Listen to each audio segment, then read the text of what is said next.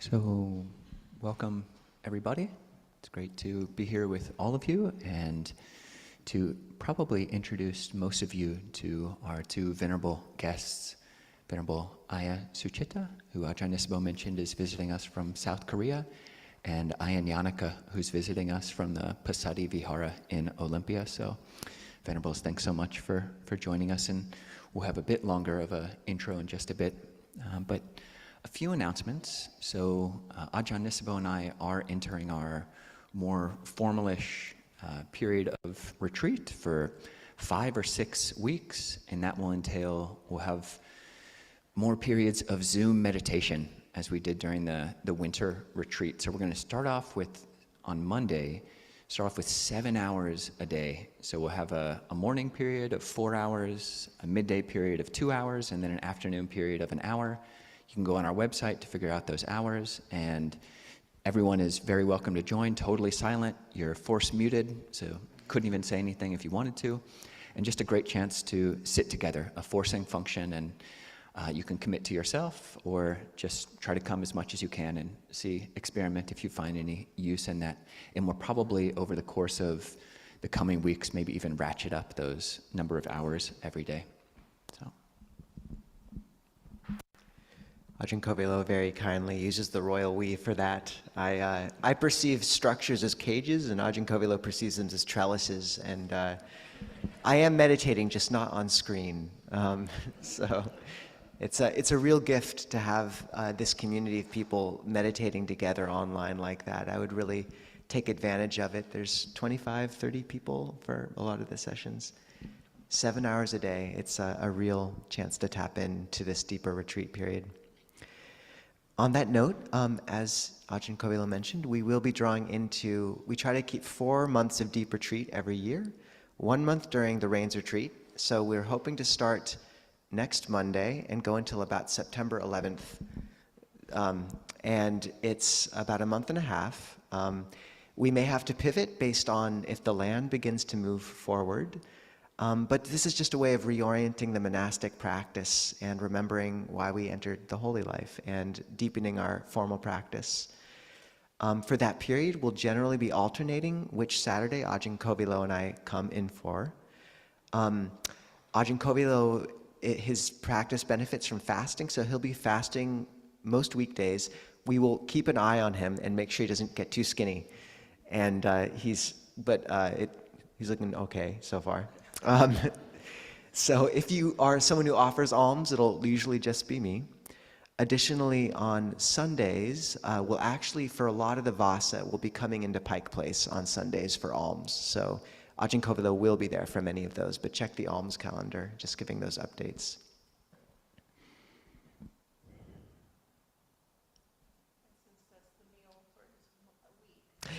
Bring a look. Yeah. Aya Nyanaka says to feed Ajahn Kovilo well for that meal of the week, and we all agree on that. Additionally, Bonnie, should I announce the photographer need?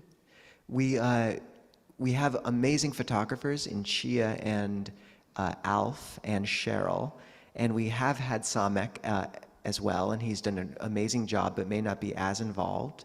So we could use another photographer to help document this beautiful growth in a Dharma community. If you're interested, talk to Bonnie over there. Raise your hand, Bonnie, just for those who don't know. Additionally, we have a few visitors today. We have Susan come up from California. We have Alita, her friend, also from California somewhere. And even farther away, we have Gary from Australia. Gary, there you go. So 3 big sadhus for our visitors from afar. Sadhu, sadhu, sadhu. And more, even farther than that, we have Aya Suchita here. So for those who don't know, this is a very special visit. Aya ordained, I believe, 30 years ago in South Korea and entered she studied in a Bhikkhuni university there before entering a 13-year retreat in the Satipatthana, the foundations of mindfulness.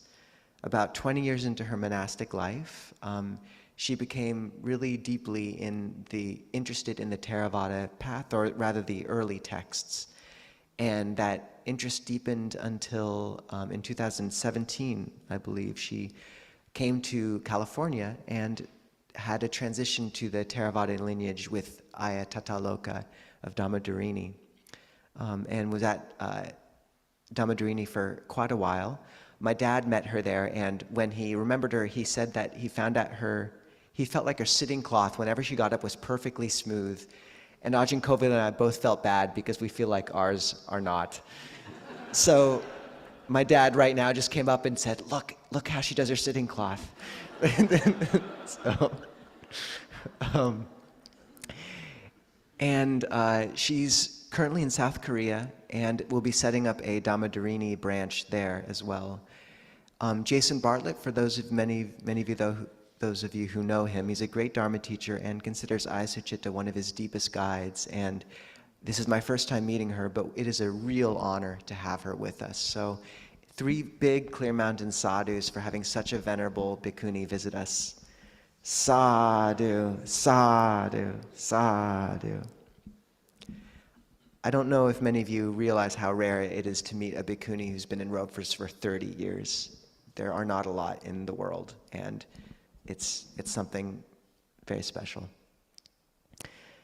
So, I think Aya will be giving the guided meditation and leaning more into a Q&A session as she sort of enjoys giving Dharma teachings in that style. But we'll begin with a chant. We'll chant the verses on the training code, page 81, version 2. Page 81, the Amravati chanting book. If you're on Zoom or YouTube, you should find the link in the chat. Page 81.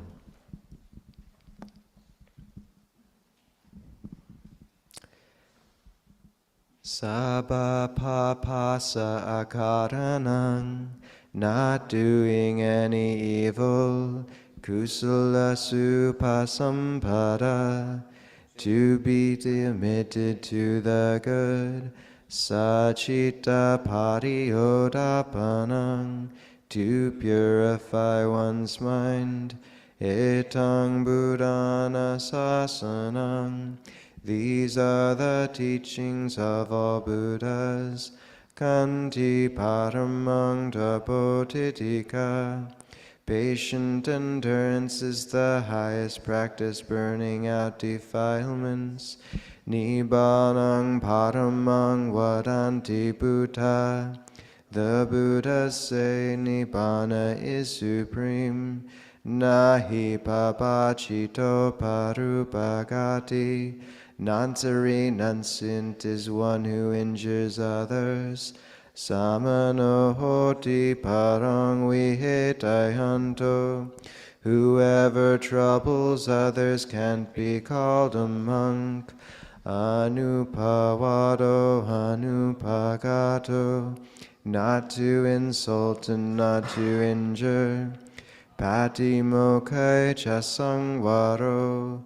To live restrained by training rules. Matanyuta chatpatasaming. Knowing one's measure at the meal. Pantancha sayanasanang. Retreating to a lonely place. Adicite cha ayogo. Devotion to the higher mind. Etang buddhana sasanam. These are the teachings of all Buddhas. One final thing is, if people would like to support or visit Aya Suchitta in coming weeks, she'll be at Pasadi Vihara for at least a bit longer, until the end of July or so. And if you would like to offer support to Pasadi Vihara or Aya Suchitta's projects, you can talk to, raise your hand, Sianita? Would it be okay if can they give funds?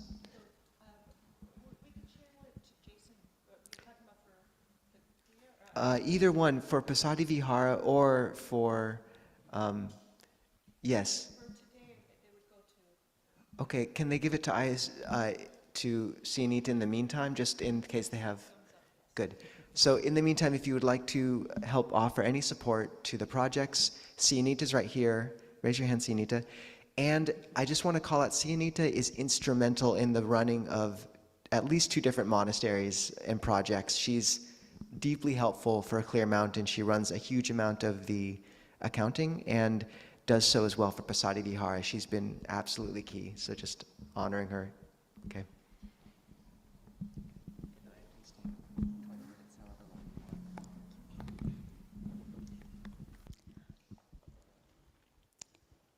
We just relax your body and mind.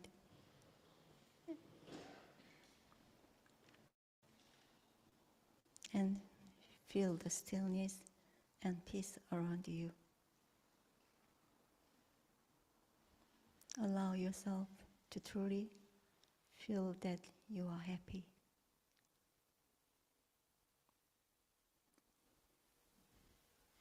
Don't struggle to stop anything. Just accept it.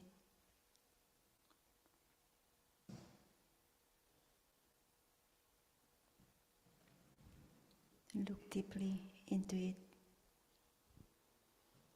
and then let it go.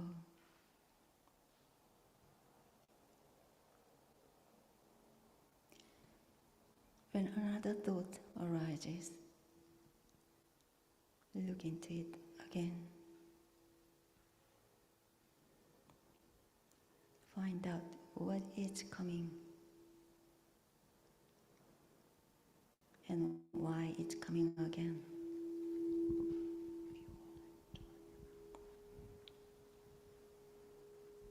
And let that go again.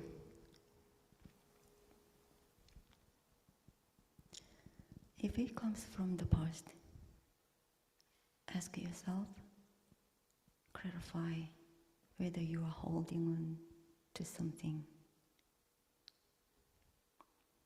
Is it lingering attachment or regret?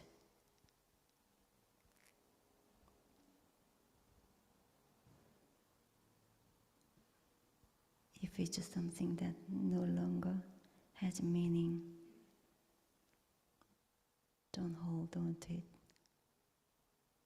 or keep examining it. Just let it fade away.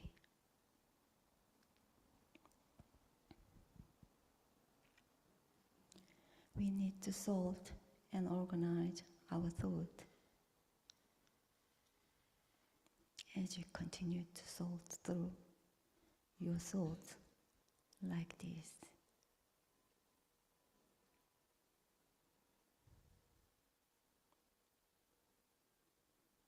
the habitual thoughts that stem from the past will be diminished.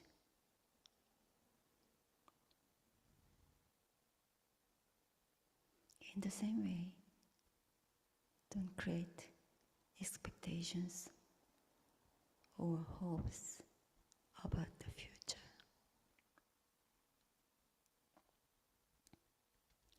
Simply know what you are doing in this present moment.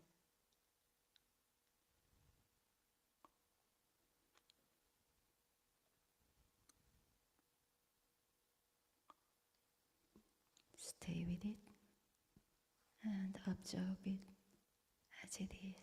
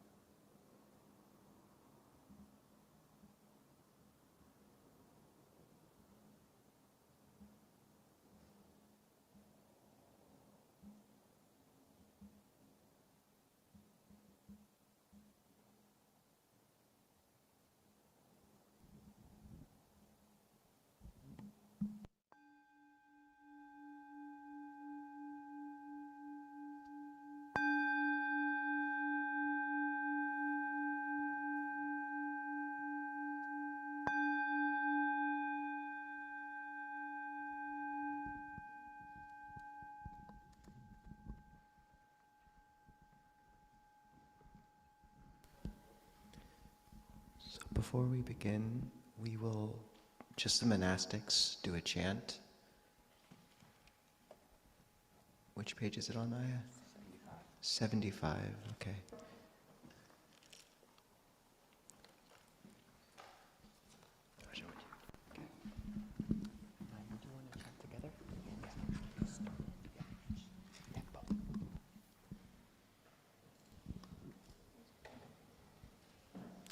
Page 75.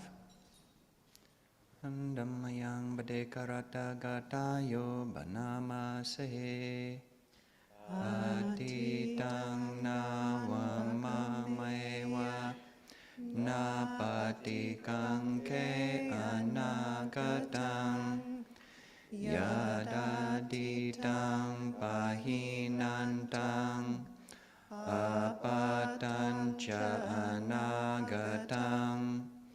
One should not revive the past, nor speculate on what's to come.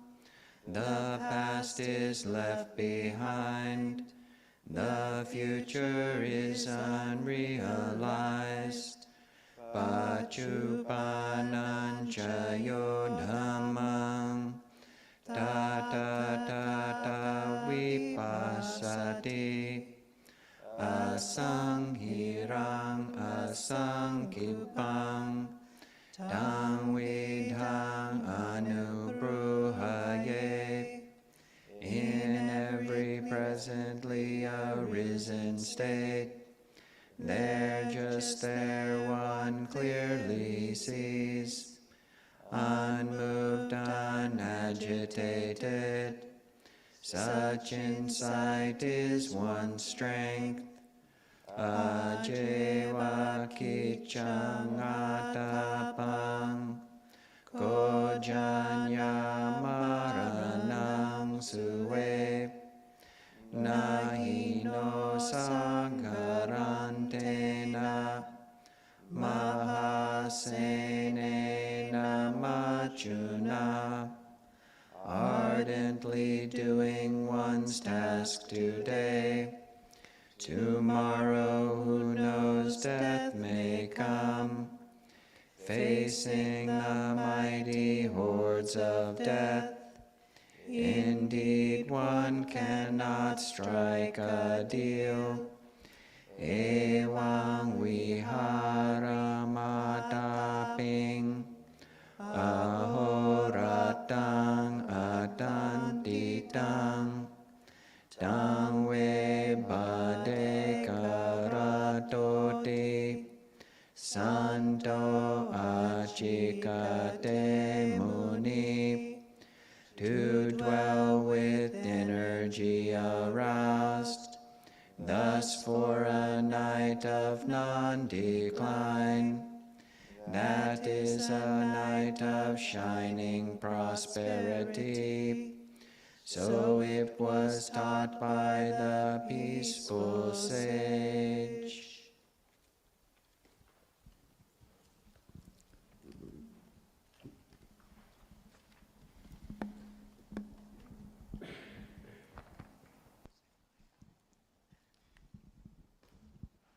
If you'd like to request a Dhamma talk with me, that's about 3 times first.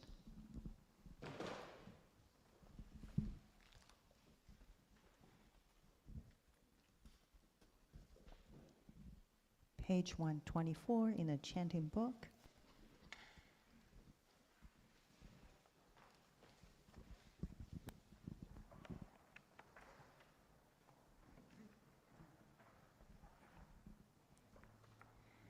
Brahmachaloka dipati sahampati katanjali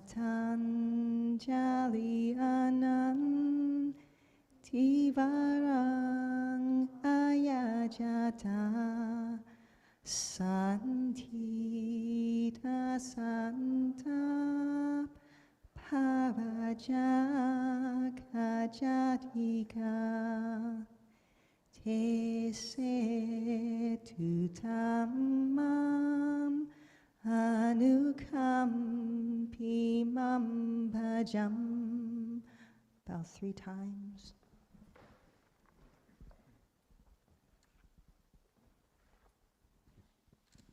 Should I share the talk? Namo tassa bhagavato arahato samma sambuddhassa.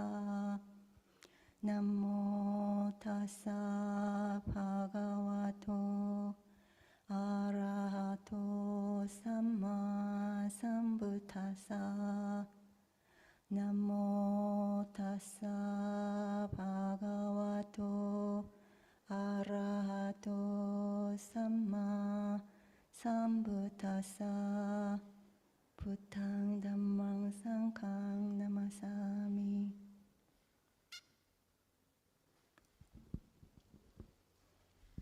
It's nice to see you all. I'm very glad to come here and see all of you. And one thing I have to, okay? I think I should say something. I'm not a good English speaker, and if I make some mistake, please kindly understand me. And yeah, so I would like to share of some of my practice.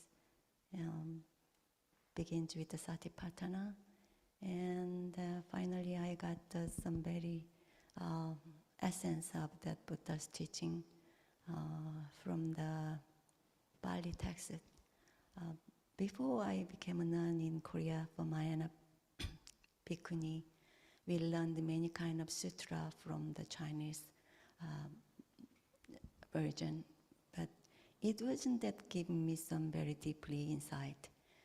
So when I have a chance to come to the UK, I met Burmese ajahns there, and then they care about me for 6 months for a stay there, monastery.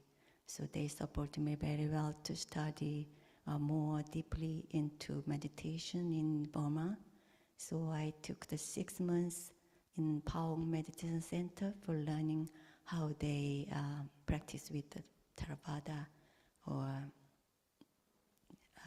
meditation with breathing.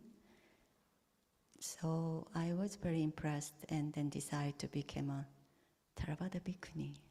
So there wasn't many ways to become a Theravada Bhikkhuni at the time, still now, but some of them are very supportive to the Bhikkhuni, became a Theravada Bhikkhuni. So I went to Australia to see Ajahn Brahm, and then he said to me, Ajahn, I would like to be a Theravada nun. He said, you can, and change your loves.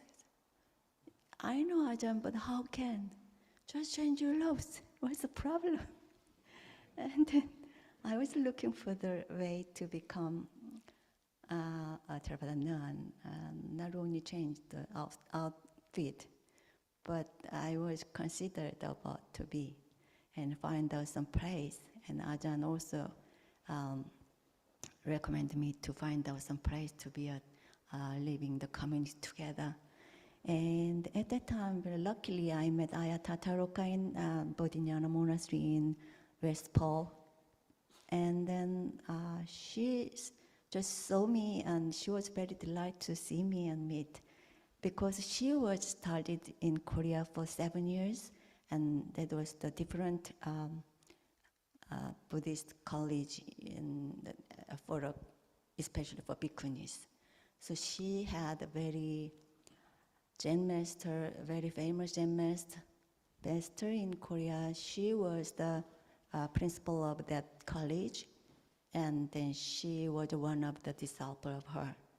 And then she knew about Korea very well, and then also she knows a little bit of Korean language.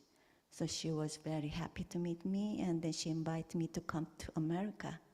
And I decided to come. Yes, I will. I really appreciate that. And then 1 year later, I went to California, Dhamma in Sonoma County. So she preparing my formal precept for became a Theravada, converted to Theravada Bhikkhuni. So I had a very honored of her blessing, and then I became a Theravada Bhikkhuni, and now it's 8 years now. So totally together, I've been a monastic life for this year for 30 years, but I haven't given any formal Dhamma talk to others. I was focused on my practice because I had a very bad situation. Just come back from America. That was my age 25, and then I come to America for learning English because I was fall in love with English when I was 15. That the middle school student. I had graduated very special art school at the time. So our teachers from the abroad. So they say something in English. I was very loved that their the way of talking. So at the time I decided to learn English if I became a university student. So I tried and came to America when I was 25, and that was in New York. And then I started studying language.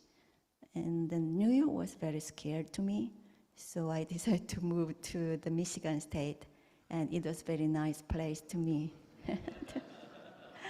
So I started 1 year and 6 months. My family doesn't support anymore because they don't allow me to go to abroad alone as a woman. So, but I tried, and then finally they said, I don't want to send any more money. So I had to come back to Korea, and after for a while I became a nun. And that time I met a very special doctor. He was a traditional Korean doctor. He had special skills for the cure people. And then I was a Christian, based on Christian, and I never think about the shape of my head. And then I don't even know what is the Buddhism is at the time. But he recommended to be a Buddhist nun. So I was very shocked. And then I realized he's a very wise and very special person to me. So I think it over and then decide, okay, I will try. And then that was made me go into the temple. Also, Korea had a big temple in the mountain. So we had a few Bhikkhuni university there. So I decided one of the very historical Buddhist Bhikkhuni college. So I was there for all include 7 years. And then after that, I come to my place, find out in the middle of the mountain, the last village of the mountain. And then I practice with the Satipatthana. I didn't know that time what is Satipatthana is, but I just follow what Buddha is saying. And then the teacher gave me some learning about the healing, because he was intended to practice me to do something helping others. So I was practiced both of them together for 13 years. But finally that gives me a very deep insight to see myself. And then it was very made me happy to be as a bhikkhuni. So I had a very difficult time during that 10 years, but I finally enjoyed of that moment. And then made me become very calm and made me like this. So I would share. When I was in the UK, I started reading the old Theravada text, Pali text, and then I find out very good sutra, which I really love until now. And then that's why Ayanianika chose this chanting, I think, for me. So my practice finally got conclude this verse into chant. That is the Bade Karata Sutta, Majjhima Nikaya 131. I would like to share with you in original text. So the name is, in English version, is A Single Excellent Night. Let not a person revive the past or on the future build his hopes. For the past has been left behind and the future has not been reached. Instead, with insight, let him see each presently arising state. Let him know that and be sure of it, invincibly, unshakably. Today, the effort must be made. Tomorrow, death may come. Who knows? No bargain with mortality can keep him and his holds away.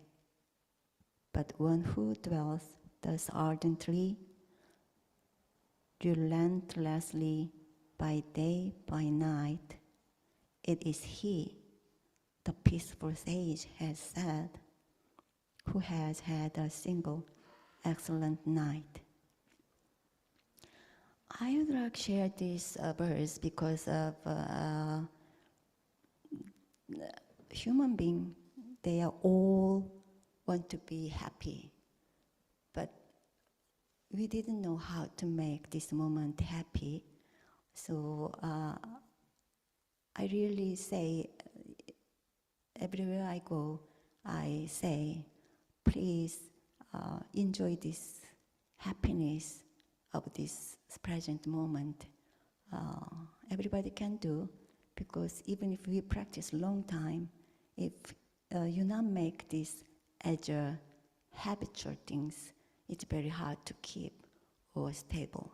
So I recommend to the practice with the daily life. When you are doing something, it doesn't matter whatever you are doing, just focus on that moment and then feel the moment. Even if touch and see all the five senses, focus on that things you're doing. So you can feel very, very rare things comes from that, and then you're gonna feel very happy. And then that gives me the naturally going to the dependent origination of things going on. So you can feel, and then you can create whatever you are doing with the happiness. Really, you can accept all the situation you living. You can figure it out with the wisdom eyes. So that's the point of I would like to say today. And then if anything you have question, I happily share my story. Dhammayang Dhammakata Sadhu Karang Dadama Se Sadhu Sadhu Sadhu.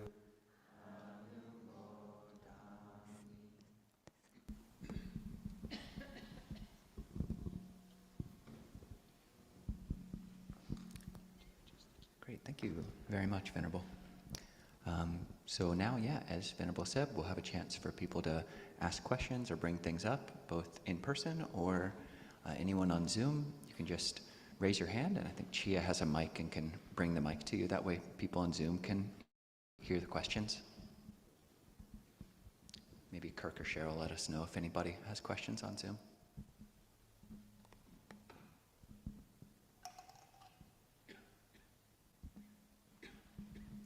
See Anita.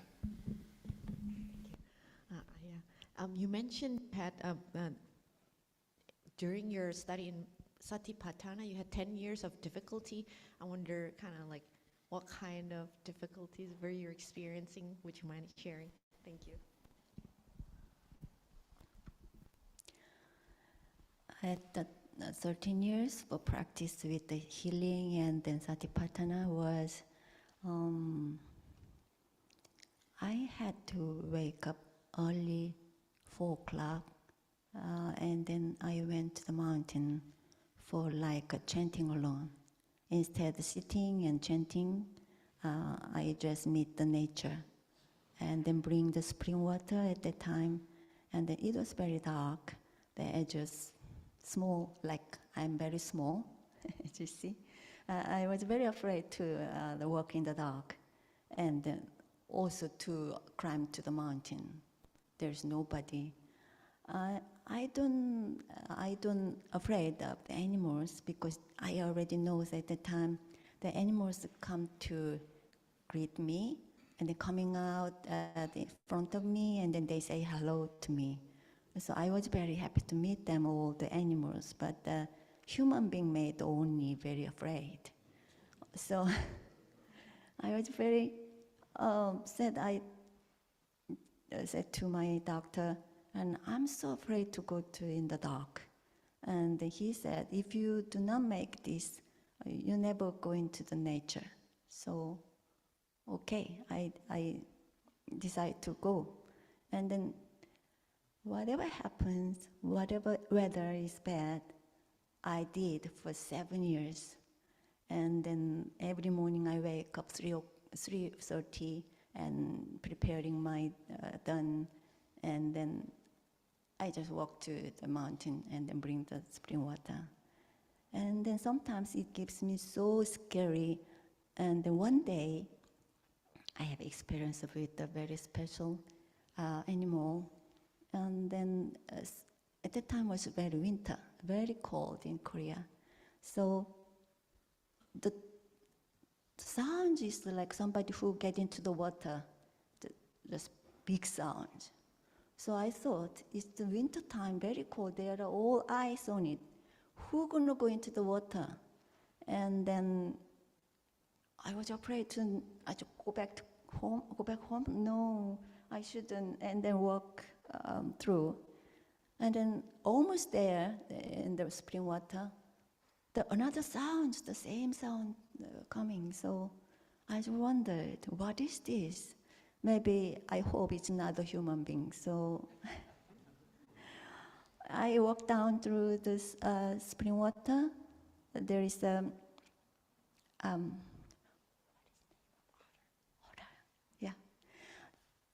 there is a small, like the size of the medium-sized dog, but there was the otter. You know otter? Yeah. So it's very rare because of the very cold winter. So all our animals are not appears, but otter is living in water. But they come up to me. I was standing on the rock, and he would come close to me, and watching my eyes. So I was watching together, and then say to him from my heart, not out. So I said, why are you here in this very cold winter? And then I really want to see your face well, because it's in the dark. There is only very one of the light, very what is that? Very dim. What is dim? Dim, very dim. So I couldn't see very well. So I thought, I want to see your face. Who are you? And then he suddenly moving like this.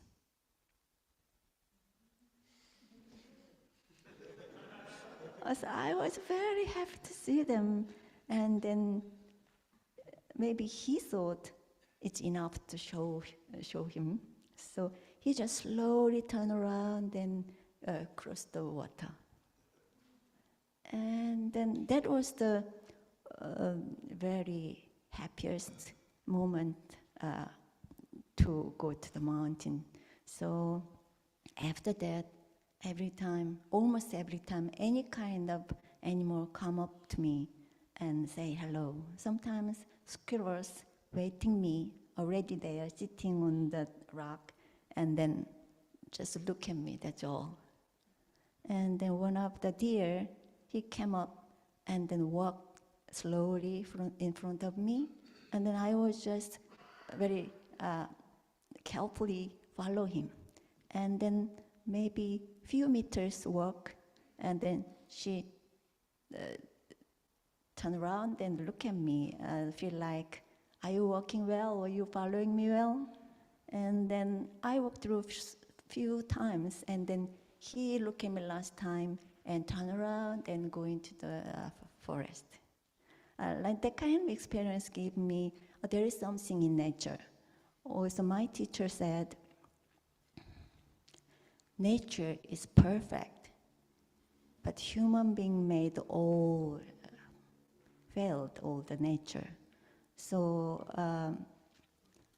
at the time I decided to find out something from the nature and would like to feel all the giving from the universe. So I can see very clearly with cultivate my wisdom. And then after that, I wasn't very hard to wake up early morning and going to the mountain. And all day I work and then meditate and work and preparing the meals and garden work.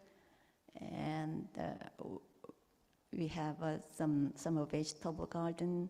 Also, I have to look at all of the big garden and then field. So I did many things. You look at me very small and then doesn't have any power, but I did many work, like cutting the grass, and then gardening job, and then cleaning all the house, and then look after my teacher, and then I did many things.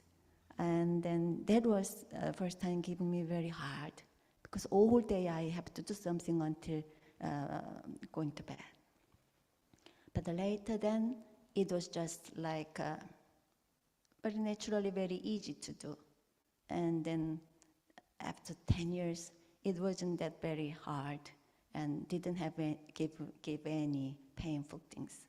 So that is, I think, training gave me some very nice way to habitual things for a life. Yeah, that was my practice for 13 years.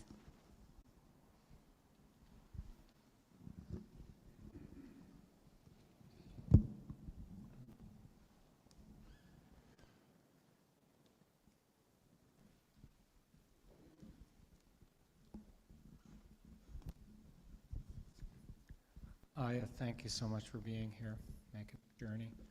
I think you already maybe spoke a little bit about this, but can you talk about doubt as a hindrance and how maybe that came up and how you dealt with that in your practice?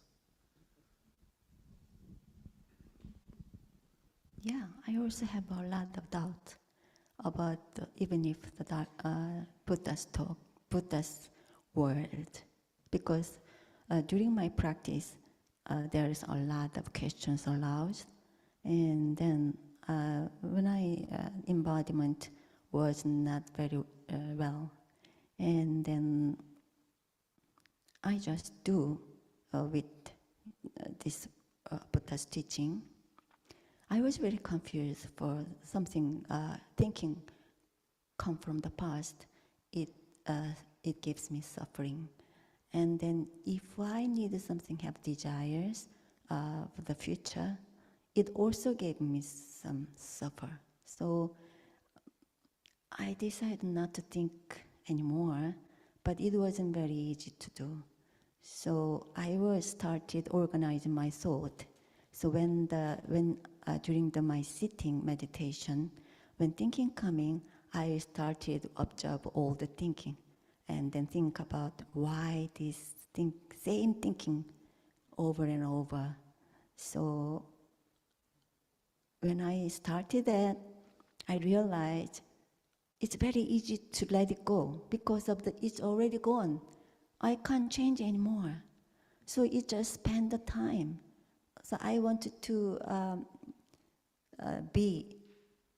grow, not fail my way. So I decided not to think anymore, and then I just focused on this moment. But it wasn't easy the first time. Then later, the same thinking coming again. So I found out the way to reduce, because of the same thinking coming, I just see and say to me, "Oh, you were there, so I already sorted it out. So you didn't come again," and then forget it.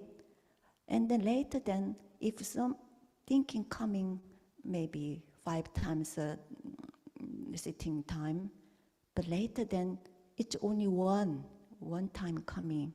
Later it doesn't come up. Even if I want to think about that, it doesn't come. So I find out the way to reduce all the thinking. And then now I don't have any think of the future or past. I'm very simple. I just watching this moment. It's very happy. I met all the Ajahns here, and I can see all of you come here to enjoy Dhamma together. And then everything's very happy. So if it's possible to stay this moment, there's no problem for the future, because if you stay this moment well, every time you gain the good things, so future will be very nice. There is no worry about the future, because you live this moment very well with all effort for this moment. Whatever you are doing, it doesn't matter. If you are in the work, it's also give it to the very sharp to see all things, so you can figure it out all your work very wisely. So it's very helpful to whatever you're doing. So practice gives you the clarify to your life. So that's what I did.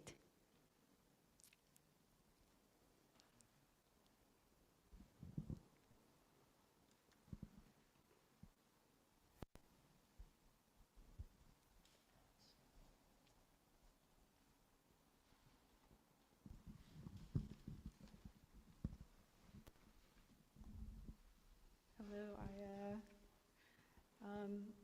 The other day you mentioned that we can find the Eightfold Path if we focus even on some very small part of the path, we can see the whole path.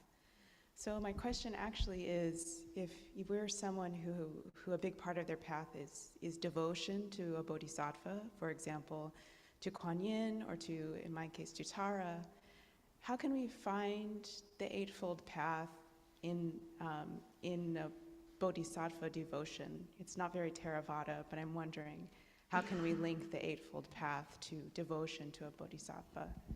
Thank you. In the Mahayana tradition, they practice bodhisattva in ways, because of the people, usually they don't bring the good thinking from their own. So they learn from what is the bodhisattva did, and they will learn from them. If I became like bodhisattva, will gain another state of the meditation stage. So Mahayana tradition, they do that. But to me, I was a Mahayana bhikkhuni, but I don't usually do that kind of practice, because I want cultivate myself from the connected with the nature.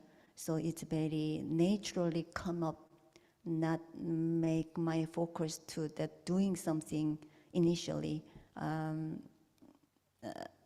That's different way to practice. So in Mahayana tradition, if you became a bodhisattva, you're doing so many things like bodhisattva, and then you can be a next life be a different way. But yeah, that's also good. But that's usually people who not as a bhikkhuni, usually as a lay person, they first time they do the practice, very helpful for their meditation. But as a bhikkhuni, I do not recommend to do that. So if you do practice this moment, that brings you to go to the right way, and then if you go if you get the right scene, all the sense come together. So you don't have to, okay, I can see clearly, so now next one, I can smell clearly. You don't have to do that. Just if you focus on one thing very, very nicely or very wisely do, you never miss it. That's my experience from my practice. So later then I read all the text, and then I realized I did only this, but I can feel all of that eightfold path. So I'm sure if you do that, you can connect it with all eightfold paths, not only one.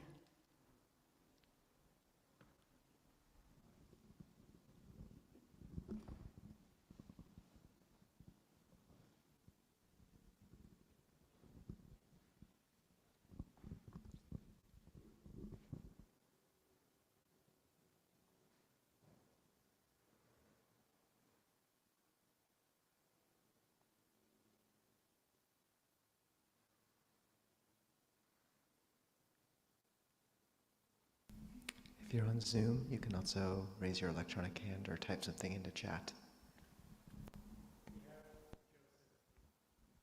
Go for it, Joseph.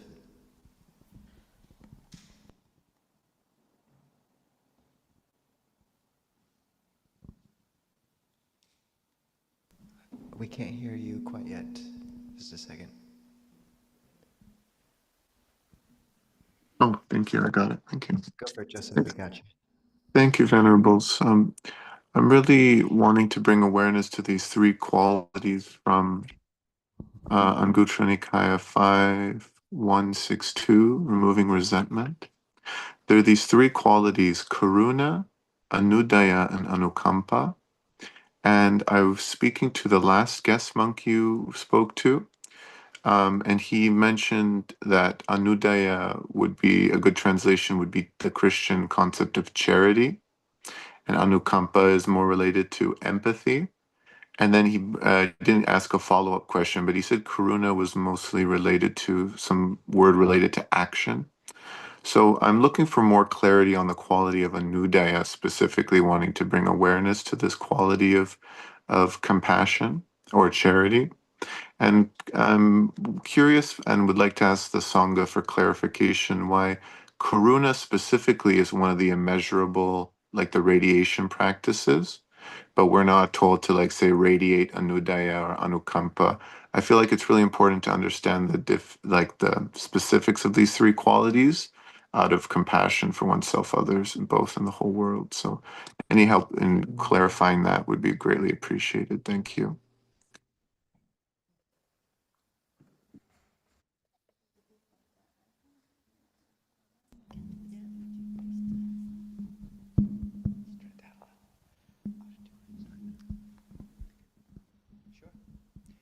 Yeah, so just a somewhat technical question about various Pali vocabulary, and I think it's important if you have any interest in learning some of these Pali words. I mean, Pali is to Theravada Buddhism what Latin is to Catholicism.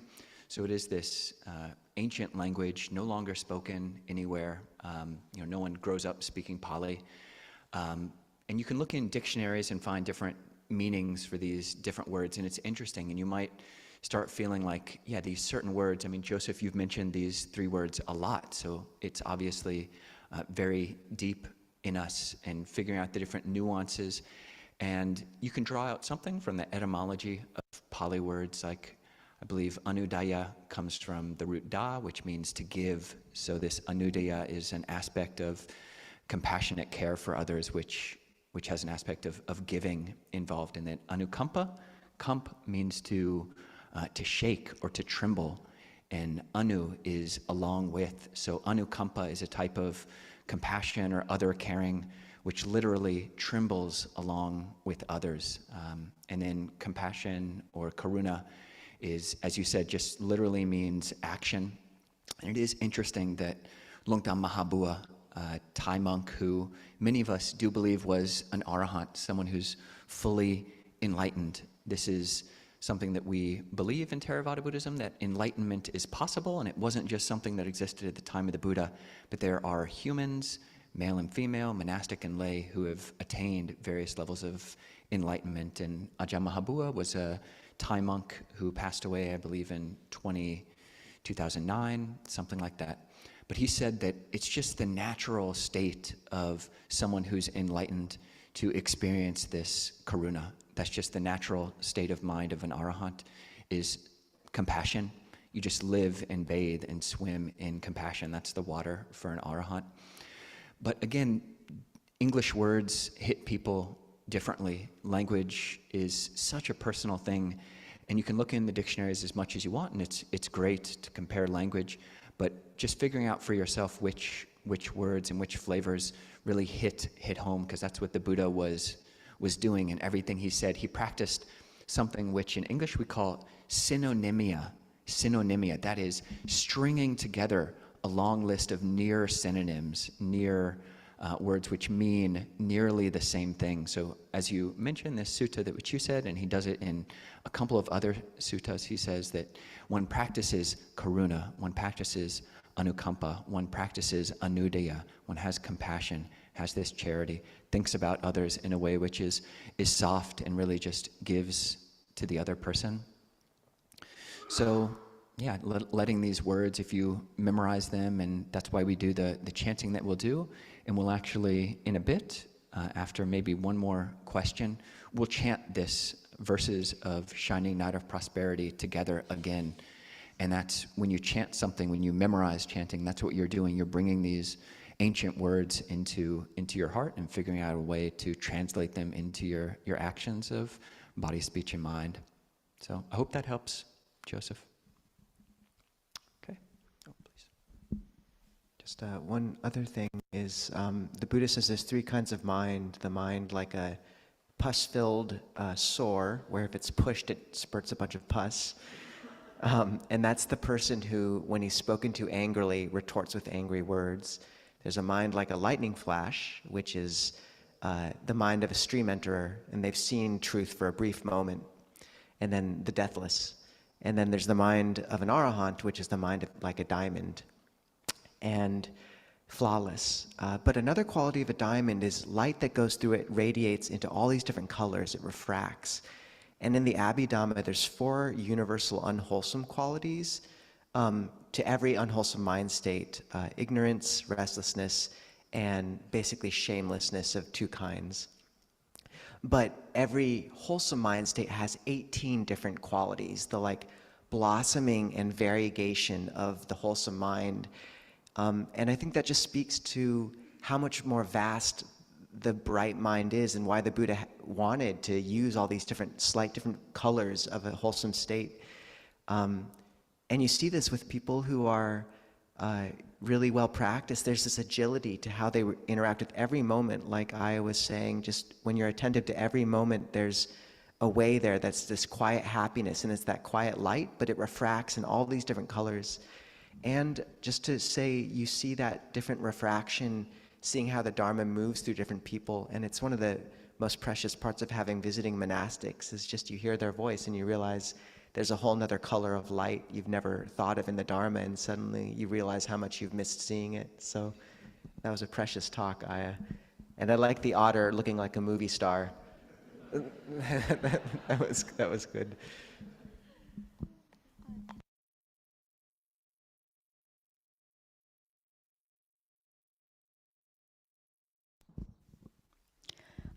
I have a little bit add for your answer, Alex. And there is something you practice on the Eightfold Path. First thing is you have to see right scene. That follows your feeling comes from, and then like in dependent of origination. You can grow from your practice to can see intuitive awareness. I can say the intuitive awareness is you can feel it all the good things to go to right way. So you will know what is the next one, and then you see what is you have to do for your like occupation or the way of living or the follow with the Eightfold Path. So if you practice very well, you will get the intuitive awareness. That is very important for practitioner. So I'm sure if you practice whatever way or the Bodhisattva way or whatever you started with, it doesn't matter. If you grow, cultivate your way to seeing, that will be work very well.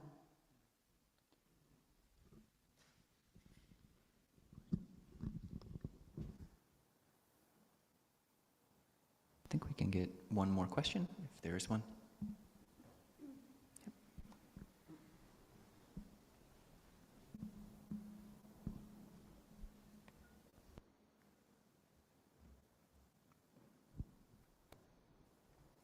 Thank you, Venerable. During our meditation, you spoke about being in the present moment and how you can be happy in the present moment. I guess my question is, if something difficult is happening in your present moment, I'm not necessarily focusing on the past or ruminating about my future, but currently dealing with something that I have to make difficult decisions on today. How do I be in the present moment and be happy? You know, for example, if I'm losing somebody. Yeah.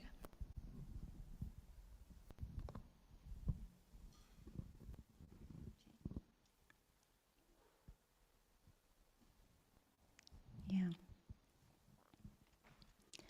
Losing someone around me is very sad, and sometimes they give suffering. But in Buddhist way, we deal with the death like the natural course of our life. So when someone who live early, someone living long, whatever they given their life is their own, present from the universe. So first time you feel very sad, but just say to you like this. I'm always say to me something wise way to deal with my mind, and then say, like a Buddhist said, everybody will go die, but he's or she's passed a little bit early, and then why don't I blessing for them for their future, and then for their next life, or they can share with you the good memories you can bring from them. Usually try to bring good memories, not the bad memories. So also I was deal with the bad memories. I always say to me, it doesn't help anymore. Also, it's all past. So if I deal with moment spent with this thinking, I will be failed my future as well. So just accept whatever come to you, just first thing is just accept and watching that what happens to me, and then you observe all the thinking, and then we need to sort out all the thinking, the useless thinking from the past, or if you have a lot of desire, the thinking from the future, it will be also make you very suffer. So make you calm and try to see what I'm doing now. And one of the Zen master, he is now all around America, every state. Maybe that was my recognition of. Have you heard about the Kwanum Zen school? Who practice with that? Our Sungsan Zen master is one of the very great Zen master. He said, we don't know anything, so we just do it without any thinking. Just keep this moment, only don't know mind. So we never know the future. We don't even know tomorrow I'm dying. So you just focus on this moment. If I'm, for example, I told someone last time, and if I was, most of people, when they cooking and when they washing the dishes, they really don't want to do that. I don't know why. Because when I'm doing washing the dishes, I just go there and then feel the water. And then made me feel very happy. Even the water, the moment of feeling was giving me so happiness. So still now I don't understand somebody who very don't like doing something, houseworking. Yeah, if you try to do that, it will gives you a lot of happiness.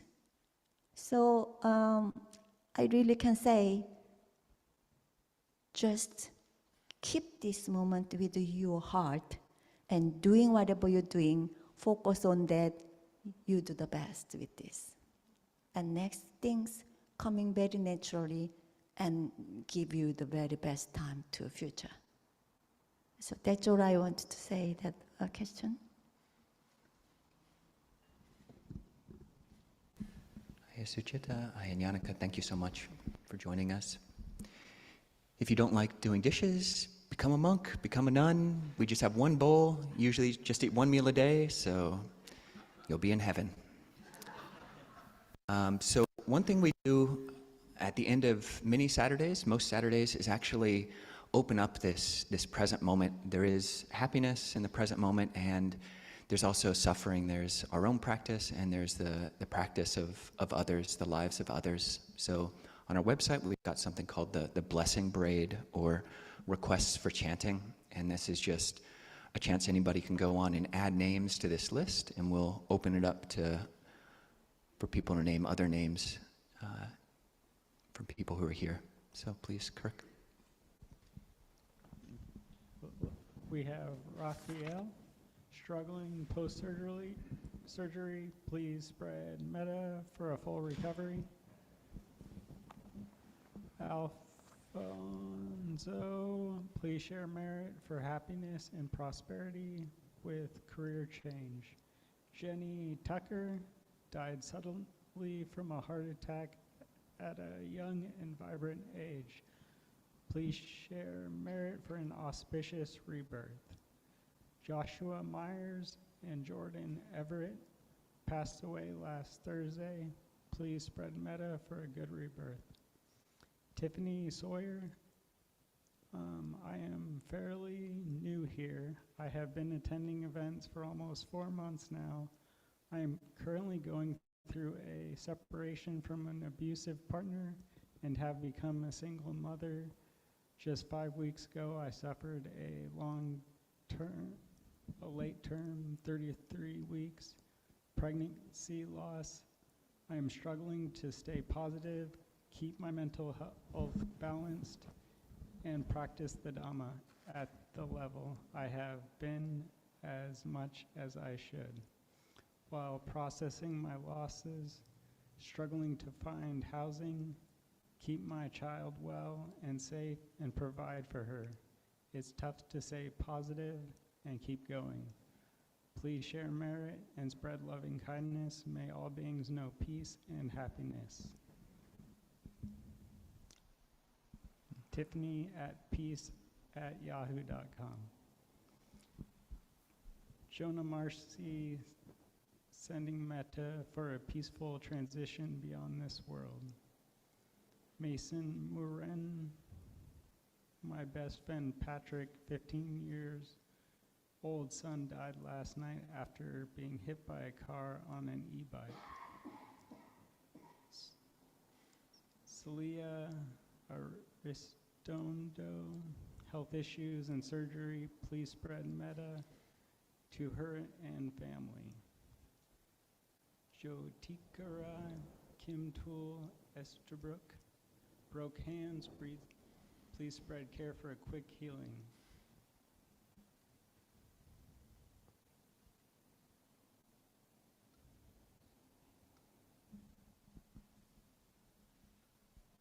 And that's it. Great, thank you, Kirk. Yeah. And if people have other names or other people to bring into the space, feel free to raise your hand and we can include those people. Yeah, please.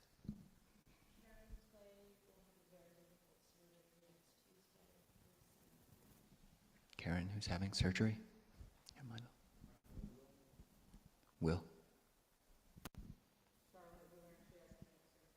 Charlotte, who's got cancer. Yeah, Luis. My father-in-law, surgery today.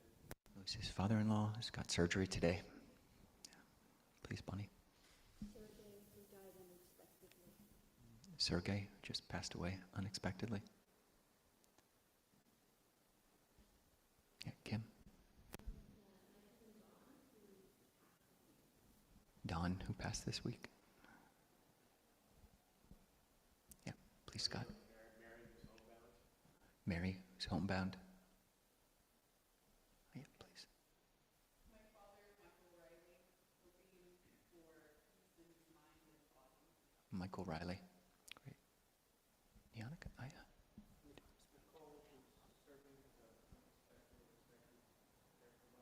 Okay.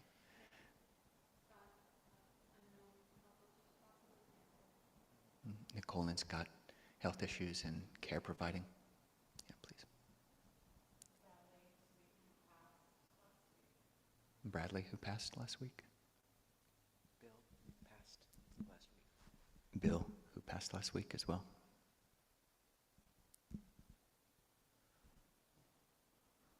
Please. Mother, who passed away. Just the mother didn't pass away. That's great. Great news. Great news. Yeah. Thank you.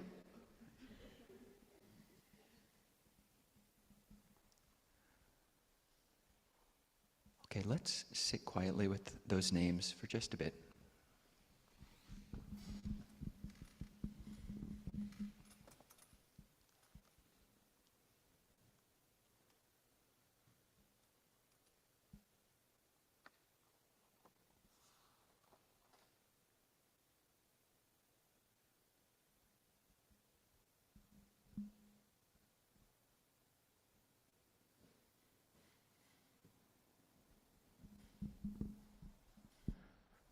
Continuing the practice on page 33. I mentioned we might chant the Shining Night of Prosperity, which is on 75, but we'll do page 33 instead. And this is a very common practice in Asian Buddhism of dedicating merit, any goodness that we've done, any positive intentions that we've generated this morning, just dedicating that, however that might work, to all the people we've named and all the people who we haven't named. So just sending that goodness to all these other beings, all these other people. Now let us chant the verses of sharing and aspiration. through the goodness that arises from my practice.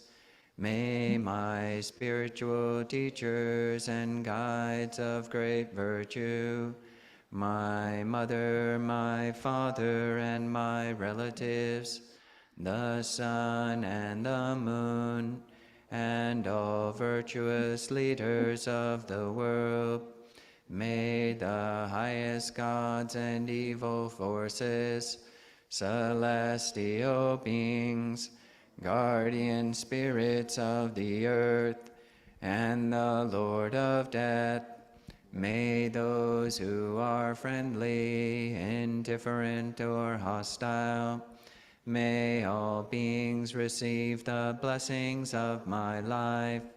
May they soon attain the threefold bliss and realize the deathless through the goodness that arises from my practice, and through this act of sharing, may all desires and attachments quickly cease, and all harmful states of mind, until I realize Nibbana.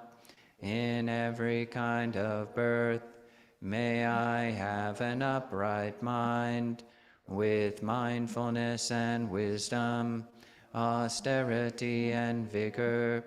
May the forces of delusion not take hold, nor weaken my resolve. The Buddha is my excellent refuge. Unsurpassed is the protection of the Dhamma.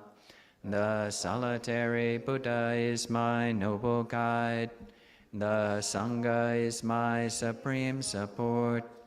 Through the supreme power of all these, may darkness and delusion be dispelled. Okay, so we will have a potluck. A lot of people brought a lot of food today, and everyone is welcome to have at it in just a moment.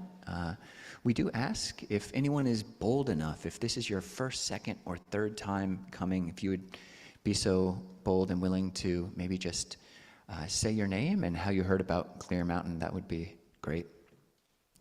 Yeah, please.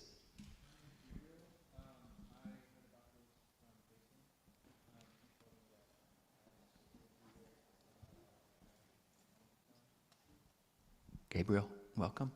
Tatu, yeah, please.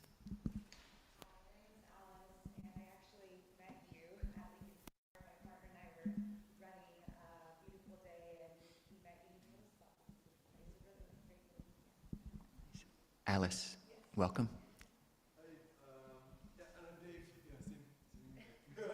Dave, nice.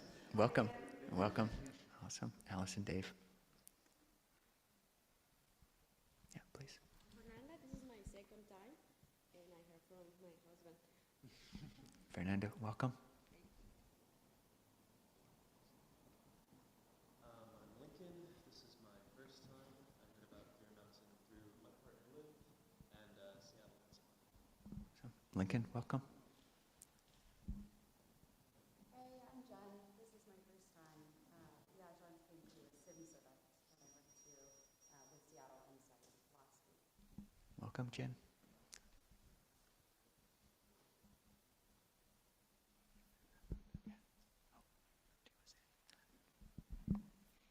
Welcome, everyone, all the new people. And yeah, Alice and her partner were running much faster than we were walking very slowly. So that's great to see you ran all the way up here. So, as many of you know, in our tradition, we don't touch money or receive money. Everything here is freely offered, including the wonderful food that many brought. We hope you partake. The books in the back are free. Please take some. If you haven't gotten a name tag, do go back and consider making one so people can actually say your name without getting too awkward. If you have one, try to write on both sides. Once again, if you're interested in helping as a photographer, talk to Bonnie. If you're interested in supporting Ayasuchita, talk to Sinita. And if you want to help wash dishes and be very happy, talk to Gary. We need 3 dishwashers. And very importantly, we're just very happy to have such a venerable monastic visit us, and we have 2 presents. Let's get the presents. Okay. We have a hiding spot, but we're hoping it doesn't make the shojis fall down on Aya.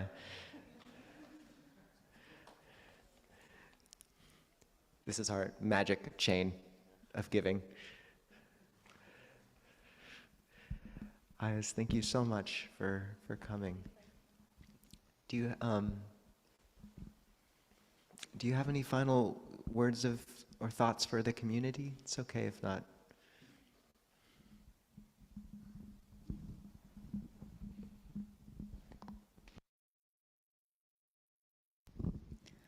I wish you all always be in the peace in your heart, and then healthy, well enough, because I had a very bad time for 3 years for recovering my health, but I realized the health is based on have to be based for the practice, our practice. So look after your health well, and then ardently practice for our next life. So be happy and well. Sadhu, sadhu, sadhu. And if people need to go, we're over our usual time, so you can. But it was Ajahn Kovilo's 16th monk birthday yesterday. So he ordained 16 years ago yesterday. Ajahn, you are just such a good brother, and we're so grateful to have you here. And we just realized it's Aya's 30th monastic birthday as well. Not exactly on the day, but March 5th. So, which is just an astounding landmark. So we have 2 cupcakes gotten by Katie and Rahul with little cat candles. Okay. For Aya and Ajahn.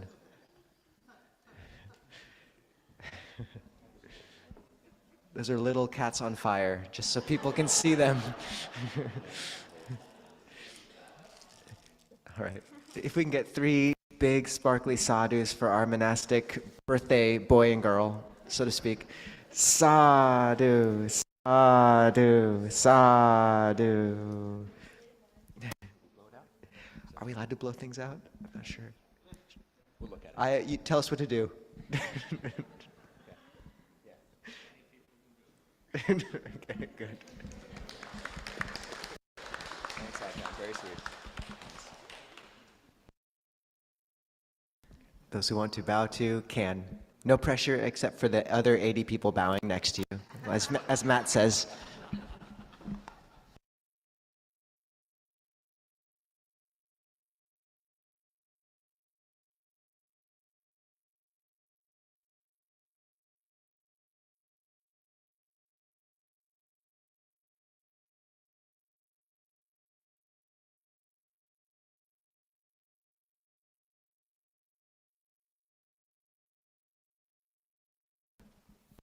We encourage people to speak, the first person you speak to, try to have it be someone you haven't spoken to before. There's extra bathrooms in the hallway.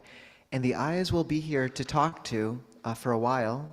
And we'll be interviewing Aya Suchitta this Wednesday online, so you can join us for more time with her. Say goodbye to our people on Zoom. By Zoom people, you can stay for Zoom coffee after.